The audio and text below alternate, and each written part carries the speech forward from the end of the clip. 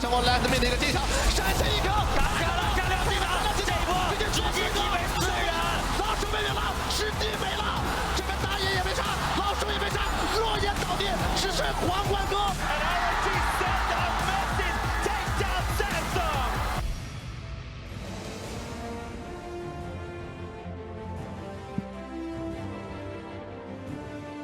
Welcome everyone to Worlds Tonight. I am Sjokz, joined here by Deficio and Papasmithy after what was a hectic and a crazy day 3, I will have to say. We saw some blowouts, we saw some upsets, we saw it all. We saw a great day for LCS. Every single true. EU and NA team won today. 4-0 for the LCS. And I can't say the same for the LCK, so I know that at least half the crowd's pretty happy. Yeah, so let's take a look at the standings because there were indeed some crazy results, I'd have to say. As said, 2 victories for EU. Misfits, they got their first victory, and it was versus Flash Wolves. I don't think that was incredibly expected from anyone. Oh, these are the standings, of course, so that gave them their first point, and G2 won over Fenerbahce, so Europe can be happy today. Europe can be happy. I had the bold prediction that Europe would win at least one game. I was looking at the G2 Fenerbahce, as you highlighted. I think the Misfits versus Flash Wolves was kind of like 50-50, especially because Flash Wolves are kind of hard to judge at the moment. We did, however, see in the game that they didn't actually do anything for like 50 minutes and lost. Yeah, that was actually very upsetting, the fact that they didn't even try to do anything where usually they do. Papasmithy.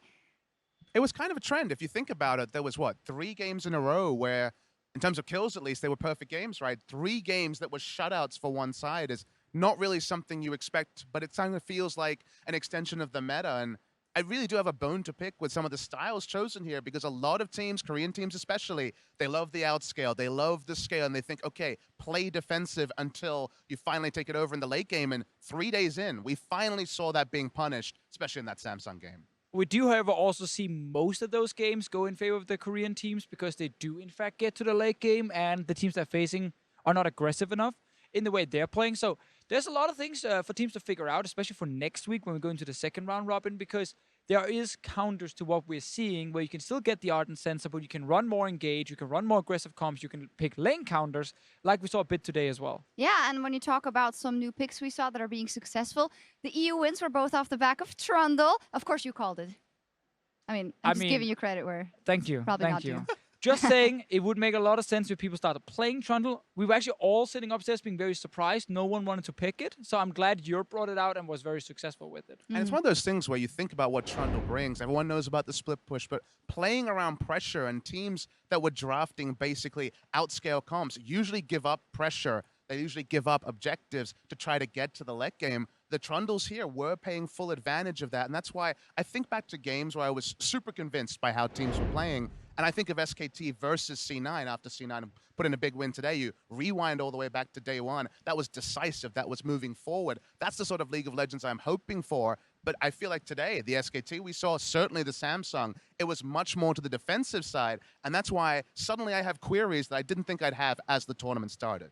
I also want to say with the European teams winning, especially Misfits, like, if you're taking such a long time to close out a game, even in this meta, like, you're doing something wrong. Yeah, but their first game where they had I'm not flaming them. It's great they win the game, but it's important to highlight that a lot of these teams are able to get early advantages, but then they take forever to close it out, and it becomes in the late game almost 50-50 if they actually manage to then win the last team fight. Misfits did do it because they had a really great game and they played really well, but it got me concerned for the game against TSM tomorrow, where you're not going to get basically a free late game where the enemy team is doing nothing. Well, TSM is playing fantastically, obviously. To just round up that standings topic, Group A is done now. We won't see them tomorrow. They have played all their first round of their first week matches. SKT is reigning supreme, but you said that you weren't as confident. So what is it about SKT that you want to see change? Because I just want to remind everyone that we say this all the time, right? And also every first week when they drop a game, or an MSI, they drop a game, or they drop 2 games, it's like, oh, it's not the same. But if you say it, Papasmithy, then I'm willing to believe it a bit more. I guess I'm the authority on this, but it's not what I'm used to. It's not often that we see multiple Korean teams drafting heavy scaling, surrendering objectives. And the thing I'll say about SKT and certainly Samsung today, and even Longzhu at times, is mistakes. There are clear mistakes. There are clear things that can be snowballed on, that can be taken advantage of. And sure, there is a meta right now where the games can be dragged later, but the best teams, RNG today, for example, SKT on the first day, will kill a game from there. So sure, there's a chance to come back, but gaping holes in multiple games from every Korean team is a big surprise. As the other Korean fanboy here, I'm actually not very concerned for Korea specifically. I think while there is mistakes in the early to mid game, very few teams can fully punish it. And I know that these teams will obviously go back and then look at these games for next week and be like, okay, guys, what is it? What is that's going wrong here? No, are we drafting wrong? Are we playing wrong? And they will start fixing them. So the fact that SKT did not lose a game yet, despite having some of these issues, just shows how strong they will be now, but also later on. I mean, the glass half full way to kind of summate what I think both of us are at is, it feels like SKT, Samsung, and Longzhu are playing game one of a best of 5 rather than playing a best of 1. Best of 1, usually, I feel like if you get aggressive, if you get a lead, go from there, and that's usually what Korean teams will do. Longzhu have done it on occasion. But if you're playing this style in a best of 5, I agree, you probably win more often than not. You've got the people on the Rift to take advantage of Ardent Sensor. You're confident in your late game macro. But when you're targeting a best of 1, I do take umbrage with endless scaling, with Sejuani, Twitch in the same draft. And I feel like, sure, maybe you're looking forward, but we have teams, C9, RNG, pushing forward, showing that they're contenders, and you can only take them so lightly before suddenly you're out in groups. Well, that's a great point. We'll see how the Korean teams evolve. I love that you brought up C9 as an example of a style, a crushing style that works. They were up against EDG in our last match of the day, and you know, that was a tight one. You couldn't really predict it, although a lot of people had EDG pinned as a favorite, which I think is fair. But what did you see then? Scout, he doesn't change, does he? No, he doesn't change. He doesn't think. That's his problem. We had this replay where we were going over all these different things that you had to look out for as Scout, and he just ignored all of them, and that's why he died to the Shen ulti and the gank. And following that, you know, C9 took over in the mid lane and then started forcing these fantastic team fights. I would argue as a clear thought. It's bloodlust. It's I can be the carry. It's I'm going to get the solo kill. I'm going to do it for my captain Clearlove in Wuhan. Get EDG that first win. But after yesterday, and after a crushing defeat to SKT, I think he just sees a chance to right the ship, put a win on, get wind in the sails, gets too confident. Sure, we've seen it so often from Scouts, why you and I, when it came to the top 20, were skeptical about what he could do in a best of 1. The best of Scout and 6 best of 1s wins 6 best of 1s. But unfortunately, the other side of the coin is he's had kind of critical errors 3 games in a row on the same champion. And then you take a step back and say, okay, deep breaths, adjustments for next week. Yeah, and that is 0-3 for EDG. They are diving themselves in a very, very deep hole going into next week. But I do also want to not forget the praise for Cloud9. Wow, how fantastic these last 2 games they've played after that blowout versus SKT. They are back on the Rift. Impact is playing very well. Jensen is playing very well. Graves Jungle, out of all things, also worked. So they seem to be in the zone right now, Deficio. Yeah, exactly. They have really figured out the last 2 games how to push the advantage. And that's why we see a lot of teams get early leads, but then wait around for these 30, 40 minutes and then risk losing the game. C9 are not doing that at the moment. They're very good around Baron. They play well around, especially Jensen with his Syndra, like trying to force some plays. And then Impact on this Shen today was fantastic. Like, the pick was perfect to counter the comp of the enemy team. And then his play with aggressive taunts forward, again, was able to set up more fights. So it was really cool to see C9 snowball this game. And it's kind of, you look at the stats, right? And of course, there was that, it looked like informing stat about C9 struggling to close. But if I used one word to describe C9 yesterday and today, it's methodical. They have been closing out games. And it's a surprise, but I'm struck by what Reckless said in the opening teaser about Worlds is about putting everything that happened before it behind you and showing something new. And credit to Reaper, he squared up his players. Impact looks reinvigorated in the top lane. Lovely game on Shen today. And they are able to shed some of those up and down performances, just like AHQ, for example, have had a new lease on life largely at Worlds, even if some of those old problems hold true. Yeah, definitely. So, and for that other North American team, TSM, they were up against WE today. And what you say about the coach and kind of a new way of looking at things, Bjergsen said in the interview after this, well, we've also evolved. We're not being demotivated when something bad happens in a game or when we fall behind. We keep fighting and working towards that victory, and that is also what showed today versus WE. It's funny with TSM because we got to the group draw, group of life, all the other memes. The one takeaway I had from TSM is this team seems really good. They seem to have corrected the ship. Last year, people were super high on them, but I looked at the season they had and I was like, they've never really played from behind. They've never really had challenges. You everything. Back to the NALCS final. Big win from behind against Immortals, 10,000 plus gold. And they get to late game. They know late game. Bjergsen said it in the interview with you. They're so comfortable in the late game now. Their fights are on point. Everyone knows their role. There's no moments from any of the players. Doublelift, of course, has had them over the years. We're not seeing that anymore. And that's why you see celebration. That's why you see optimism from the North American fans. It's also worth to highlight that none of their players are falling behind in lane. Like, down the bot lane, 2v2, they can hold their own. We know Bjergsen is going to be fine in mid, and Hansa is playing really well in top lane. That was an issue last year where from time to time, some of these lanes would just lose and they would fall very far behind early. It's not happening right now, which is super good thing for TSM. And the fact they are in this group here where they don't have to face a Korean team, they look like the strongest of the 4 teams at the moment, should mean that they are aiming for that number 1, and I think they will get that number 1. It seems very likely, but we're going to be jinxing things. I want to call back to something that you guys said in your discussion about the top 20. Bjergsen is there steadily in number 10, and you guys said, well, what we want to see is him being more aggressive and really being the person that can take over the game. Could it be that because of the way TSM is playing now and none of the lanes are in a deficit and they're all doing good, that's not even necessary because they're just gelling so good right now? I think in a best of 5, there will be a game where you need to take the bull by the horns, and that's when we'll look for Bjergsen to have that sort of performance. My takeaway really is, my big question as an analyst, my big what if is, what if Fnatic 2015 kept that roster for another year, refined their play, Huni kept working on his English, they integrated everything, how good would they be at 2016 Worlds? We're getting that answer about TSM at 2016 Worlds to 2017, because it's another year for Bifrost, coming off being NALCS MVP. They look turned up. They have Doublelift in form as well. Learning English.